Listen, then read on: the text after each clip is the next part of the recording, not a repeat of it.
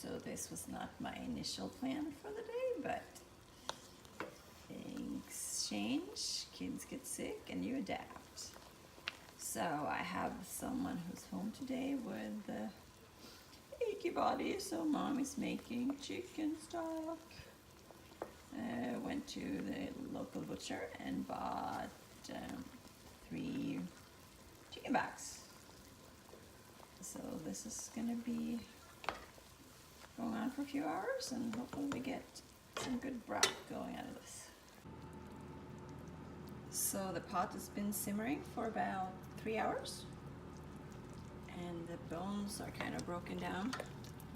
There's like no complete chicken backs here anymore. This is what they'll look like.